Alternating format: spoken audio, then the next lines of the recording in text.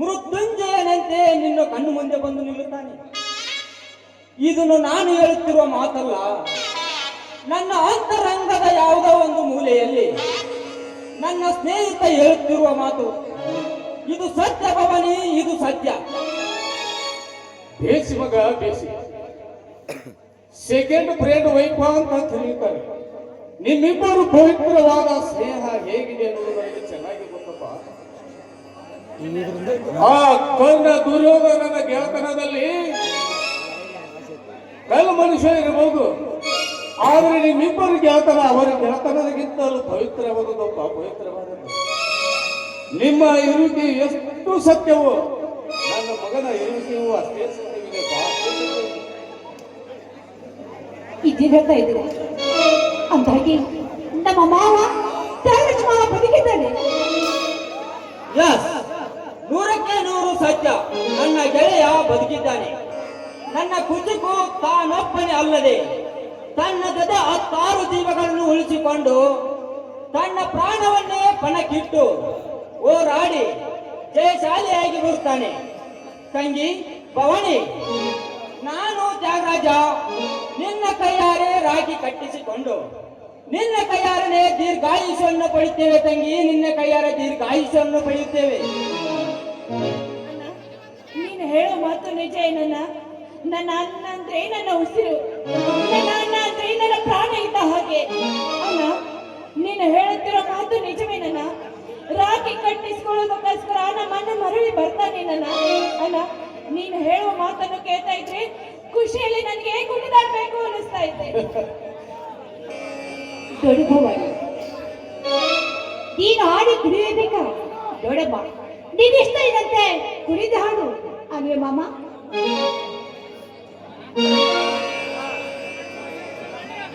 ತಂಗಿ ಭವಾನಿ, ನೋಡು, ತ್ಯಾಗರಾಜನ 7 ವರ್ಷದಲ್ಲಿ ಬರುತ್ತಿದ್ದಾನೆ.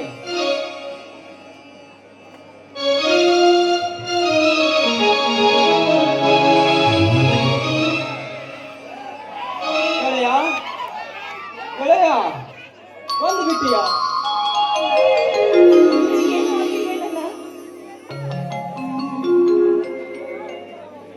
ಅಪ್ಪ, ದೇವರು ದೊಡ್ಡವನು. ಆ ರೈಲು ದುರಂತ ನೋಡಿದರೆ ಒಬ್ಬರೂ ಬದುಕಬಾರದು. ಈ ನನ್ನ ತಂಗಿಯ ಮೇಲಿನ ಪ್ರೀತಿಯೇ ನಿಮ್ಮ ಆಶೀರ್ವಾದವು. ನಾನು ಜೀವಂತವಾಗಿ ಬಂದಿದ್ದೇನೆ ಅಪ್ಪ, ನಾನು ಜೀವಂತವಾಗಿ ಬಂದಿದ್ದೇನೆ. ತಂಗಿ, ಈ ತಂಗಿಯ ಮೇಲಿನ ಪ್ರೀತಿ ಮಮತೆಯಿಂದ ಅಲ್ಲಿಂದ ಬರಲು ನನಗೆ ಅಷ್ಟು ಆತುರವಿತ್ತು. ತಂಗಿ ಬಂಗಾರ, ಈ ಅಣ್ಣ ನನ್ನು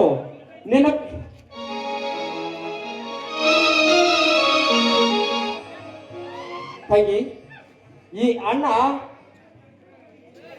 ಗೆಳೆಯ, ನೀನು ಹೇಳುತ್ತಿರುವುದು ಸತ್ಯ. ಪೂರ್ವಿಕರ ಪುಣ್ಯ, ಎತ್ತವರ ಆಶೀರ್ವಾದ, ಇವೆಲ್ಲದರ ಜೊತೆಗೆ ವೃದ್ಧರಿಗೆ, ಅನಾಥರಿಗೆ, ನಿರ್ಗತಿಕರಿಗೆ ಮೇಲಾಗಿ ಅಂಗವಿಕಲಿಗೆ ಮಾಡಿದ ಸಹಾಯ ನಿನ್ನನ್ನು ಸಾವಿನ ದವಡೆಯಿಂದ ಪಾರು ಮಾಡಿದೆ ಗೆಳೆಯ, ಸಾವಿನ ದವಡೆಯಿಂದ ಪಾರು ಮಾಡಿದೆ ಗೆಳೆಯ. ನೀನಂದುಕೊಂಡಷ್ಟು ನಾವೇನು ಮಾಡಿಲ್ಲ. ನಾವು ಮಾಡಿದ್ದು ಬರೀ ಒಂದು ಸಾಗರದ ನೀರಿನಲ್ಲಿ ಬರೀ ಒಂದು ಬಗಸೆಯಷ್ಟು ಮಾತ್ರ. ನಾವು ಮಾಡಬೇಕಾದದ್ದು ಇನ್ನೂ ಬಹಳಷ್ಟು ಇದೆ. ಆ ಭಗವಂತ ನನಗೆ ಪುನರ್ಜನ್ಮ ನೀಡಿ ಈ ಸೇವೆ ಮಾಡಲು ಮತ್ತೊಂದು ಅವಕಾಶ ನೀಡಿದ್ದಾನೆ. ಆ ಗುರು ಮಾರುತೇಶ್ವರನ ಕೃಪೆ ನಮ್ಮ ಮೇಲಿದ್ದರೆ ಇದರ 10ರಷ್ಟು ಸೇವೆ ಮಾಡಿದರಾಯಿತು ಗೆಳೆಯ, ಇದರ 10ರಷ್ಟು ಸೇವೆ ಮಾಡಿದರಾಯಿತು. ಸರಿ ಅಣ್ಣ, ನಿಮ್ಮಿಂದ 4 ಜನರಿಗೆ ಒಳ್ಳೆಯದಾಗುತ್ತದೆ ಅಂದ್ರೆ ಸಹಾಯ ಮಾಡೋದಕ್ಕೆ ಬೇಡ ಅಂದವ್ರು ಯಾರು? ಅಣ್ಣ ಬಾರಣ್ಣ, ನಿಮ್ಮಿಬ್ಬರಿಗೂ ನನ್ನ ಕೈಯಾರೆ ರಾಖಿ ಕಟ್ತೀನಿ. ನಿಮ್ಮಿಬ್ಬರು ನನಗೆ ಒಳ್ಳೆಯದಾಗ್ಲಿ ಅಂತ ಆಶೀರ್ವಾದ ಮಾಡಿ ಅಣ್ಣ. ರೈಲು ದುರಂತ ನೋಡಿದರೆ ಒಬ್ಬರೂ ಬದುಕಬಾರದು. ಅಲ್ಲಿಂದ ಬರಲು ನನ್ನ ಮನಸ್ಸು ಹಿಂದೇಟು ಹಾಕಿತು. ಇಂದು ನನ್ನ ತಂಗಿ ರಾಖಿ ಕಟ್ಟುತ್ತಾಳೆಂದು ಈ ಮುತ್ತಿನ ಪ್ರೀತಿಯ ತಂಗಿಯ ಮುಖ ನೋಡಲು ಓಡೋಡಿ ಬಂದೆ. ತಂಗಿ ಓಡೋಡಿ ಕಟ್ಟಮ್ಮ ಬಂಗಾರ, ಈ ಅಣ್ಣ ತಂಗಿಯ ಬಂಧನ ಗಟ್ಟಿಯಾಗಿರನೆಂದು ಕಟ್ಟಮ್ಮ ಬಂಗಾರದ ರಾಖಿಯನ್ನು. ತಂಗಿ ಭವಾನಿ, ತಂದೆ ತಾಯಿ ಇಲ್ಲದ ಅನಾಥನಾದ ನನ್ನ ಮೇಲೆ ಇಷ್ಟೊಂದು ಅಕ್ಕರೆ ಇಟ್ಟು ಅನಾಥ ಭಾವನೆಯನ್ನು ಮರೆಸಿದಿ. ಯಾವ ಜನ್ಮದಲ್ಲಿ ನನ್ನ ತಂಗಿಯಾಗಿ ಹುಟ್ಟಿದೆಯೋ ಗೊತ್ತಿಲ್ಲ. ಆದರೆ ನಿನ್ನಂತ ತಂಗಿಯನ್ನು ಪಡೆದ ನಾನೇ ಧನ್ಯನಮ್ಮ, ನಾನೇ ಧನ್ಯ. ನೀನು ನನ್ನ ಸ್ನೇಹಿತಕನು, ನನ್ನ ಪ್ರಾಣಕ್ಕಿಂತ ಹೆಚ್ಚು ನೀನು. ಈ ಭವಾನಿ ನನ್ನ ತಂಗಿ ಅಂದ ಮೇಲೆ ನಿನಗೂ ಸ್ವಂತ ತಂಗಿನೇ. ನೆನಪಿರಲಿ ಕಣೋ, ನೆನಪಿರಲಿ. ಯಾಕನ್ನ ಈ ರೀತಿ ಮಾತನಾಡ್ತಿದ್ಯಾ? ನೀನು ನನ್ನ ಸ್ವಂತ ಅಣ್ಣ ಇದ್ದ ಹಾಗೆ. ಅಣ್ಣ, ನಿಮ್ಮಿಬ್ಬರು ಬಹಳ ಬಂಗಾರವಾಗಿರ್ಲಿ, ಯಾವಾಗ್ಲೂ ಹೀಗೆ ನಗು ನಗುತ್ತಾ ಖುಷಿಯಿಂದ ಇರ್ಲಿ ಅಂತ ಆ ದೇವರ ಹತ್ರ ನಾನ್ ಬೇಡ್ಕೊಳ್ತೇನೆ. ಬನ್ನಿ ಅಣ್ಣ, ತಂಗಿ ಬಂಗಾರ. ನಿಮ್ಮಿಬ್ಬರಿಗೆ ರಾಖಿ ಕಟ್ತೀನಿ, ಬನ್ನಿ. ರಾಖಿ ಕಟ್ಟಮ್ಮ ಮೊದಲು.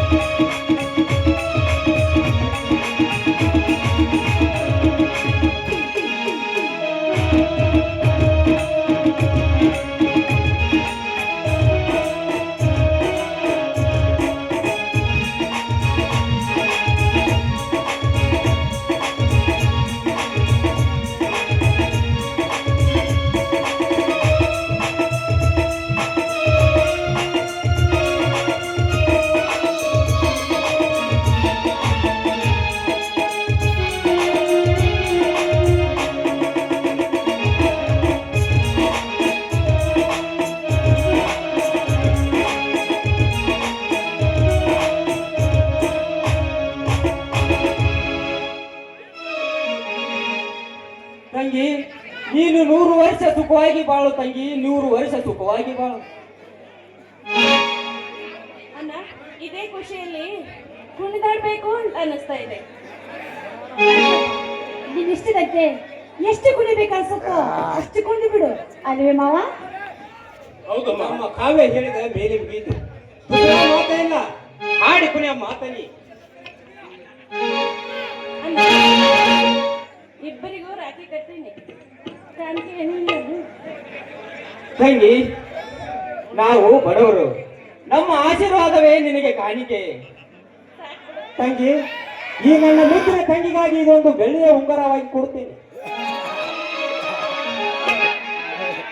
PC ಎಲ್ಲಿದ್ರು ಸ್ಟೇಜಿಗೆ ಬರ್ಬೇಕು.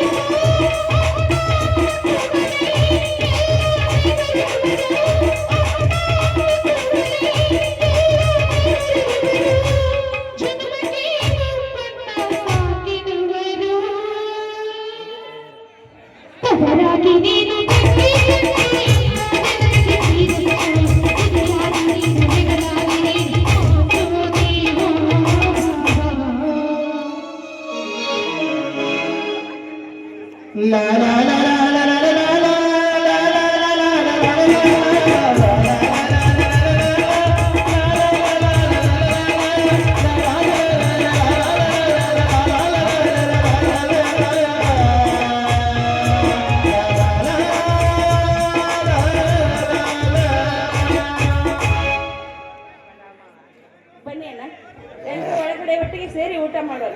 ಸಿಹಿಯಾದ ಅಡಿಗೆ ಮಾಡಿ ಊಟ ಮಾಡೋಣ. ತಂಗಿ, ಸಿಹಿಯಾದ ಊಟ ಎಂದರೆ ಏನ್ ಮಾಡಿದ್ಯಮ್ಮ?